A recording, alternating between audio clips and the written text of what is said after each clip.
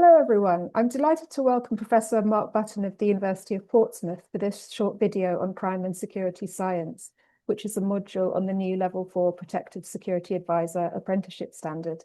Thank you very much, Mark, for joining us. No problem. Glad to be here. So we're here to talk about crime and security science, one of the modules. What is crime and security science, and how does it differ from criminology? So, crime science and security science is the use of scientific methods to analyze, assess, and prevent crime. And it's very focused on that kind of prevention and reduction of crime and utilizes all ranges of disciplines. So, engineering could be utilized, for instance, to kind of build, sort of defensive measures to stop terrorists driving a car into a crowd. It can draw upon psychology, upon legal studies, upon computer science. So it's kind of has a much wider base, and it's much more very focused upon the reduction of crime. Whereas criminology, although some people would argue criminology also covers that, much of criminology is focused upon why people commit crime. And for crime scientists, it's more about reducing it, and understanding why people may or may not do it is not as central to that discussion. Mhm. Thank you very much. Can you tell me a bit about how crime and security science has evolved? Yes. Well, I think most people would trace it back to what was known as administrative criminology in the Home Office, which was very applied criminology, looking at, how to prevent crime. That sort of expanded into what many call environmental criminology. And then I think the real kind of turning point was the establishment of the Jill Dando Institute at University College London in the early noughties, because that centre was established with a very clear focus to develop um, solutions for the reduction and prevention of crime. And that proved very, very successful. The Jill Dando Institute has grown and grown, and now, there is a Department of Crime and Security Science at UCL, which is a very large department covering a whole range of crime areas, looking to, prevent and reduce crime. Thank you. So some of the topics that are included in the new apprenticeship standard include rational choice and routine activity theories, situational and social crime prevention, broken windows theory, crime prevention through environmental design, crime mapping, and defense in depth. Can you maybe take one or two examples and explain how these kinds of topics apply to security risk management? Well, one of the most useful ones would be, let's say, situational crime prevention, Mhm. which is about manipulating the environment to reduce the opportunities for crimes to be committed. So that is very, very useful theory for security managers to understand, because security managers deal with a wide range of functions, but clearly one of them is the reduction of crime risks against the organization.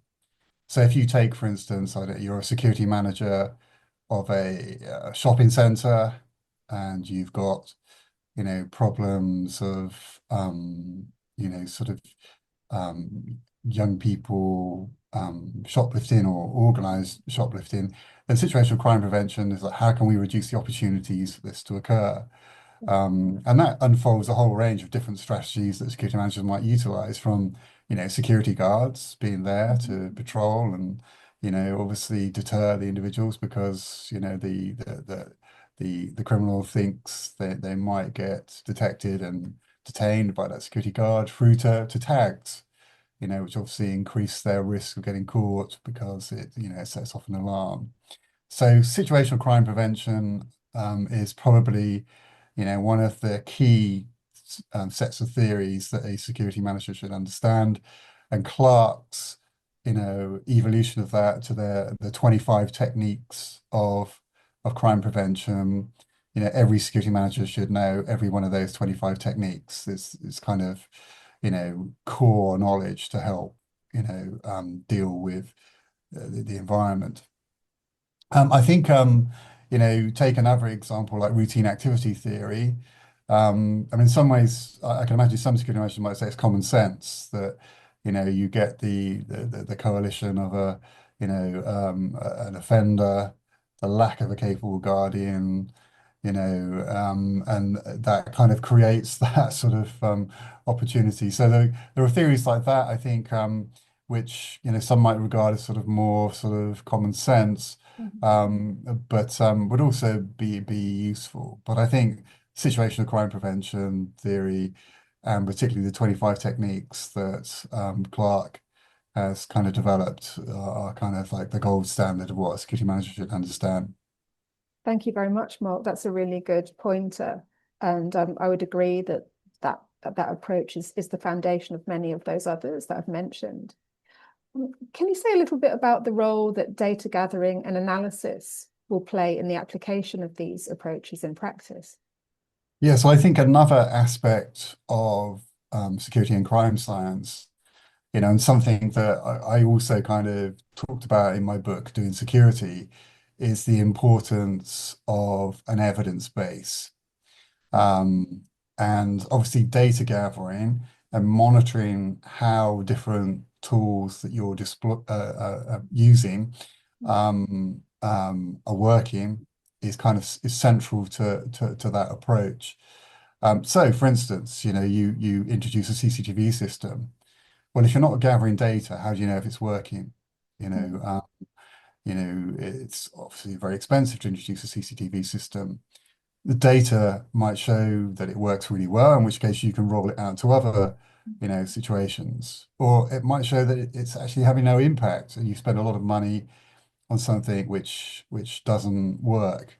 So, gathering that data is central to decision making in security. And so, the whole underpinning of the crime science, security science approach, and kind of, if you like, modern approaches to security management, or the new entrepreneurs, as Martin Gill called them, central to that is an evidence base. And to do that, you need data. Thank you. And just finally, how will a strong grounding in some of these key principles and practices of crime and security science benefit the next generation of security practitioners who undertake the apprenticeship? Well, I think there's this concept of isomorphic learning, learning from the experience of others and the experience of, where things have worked and haven't worked.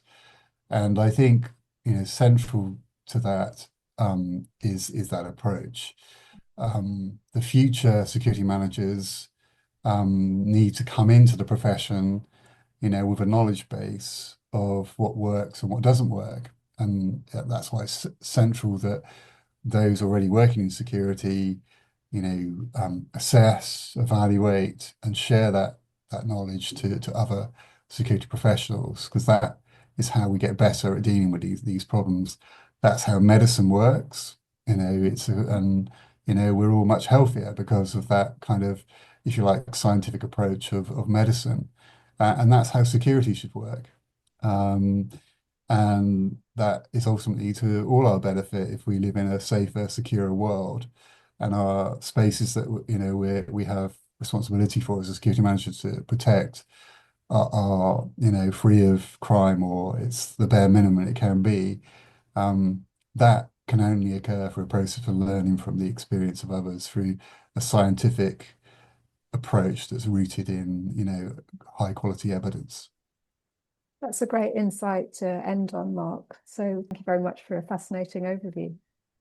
No problem. Thank you.